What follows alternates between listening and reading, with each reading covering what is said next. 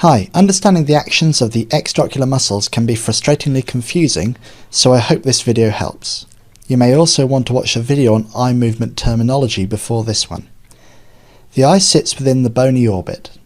The orbit has a roof, a floor, a medial wall and a lateral wall. It is therefore somewhat pyramid-like in shape. The two orbits have medial walls that run parallel to one another. The lateral walls are at about 45 degrees to the medial wall, or 90 degrees to one another. The eye sits within the middle of this space, with the four recti muscles converging on the orbital apex, where they insert into the annulus of Zinn, a fibrous ring of tissue that encircles the optic nerve. These recti are superior rectus, medial rectus, and inferior rectus, all supplied by the oculomotor or third cranial nerve, and lateral rectus, supplied by the abducens or sixth cranial nerve. The inferior oblique is also supplied by the oculomotor nerve, while the superior oblique is supplied by the trochlear or fourth cranial nerve. Contraction of the lateral rectus abducts the eye, while contraction of the medial rectus adducts the eye. The two opposing muscles are described as being antagonists.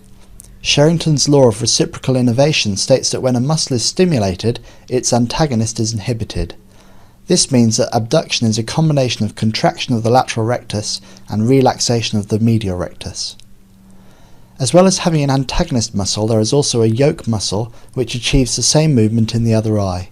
So for right gaze or dextroversion, the lateral rectus abducts the right eye, while the medial rectus adducts the left eye.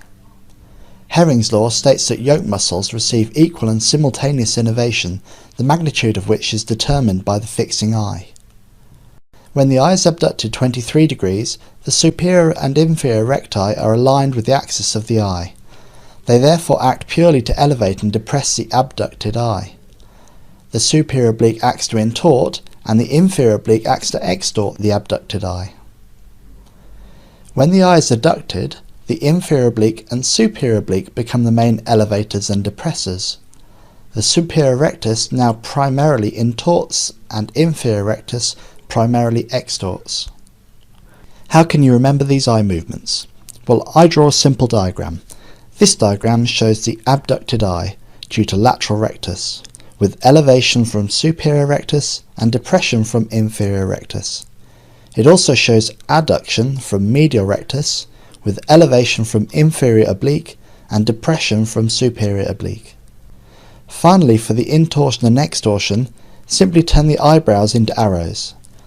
The superior rectus and superior oblique muscle are both intorters, which act in the direction of the arrow you have drawn.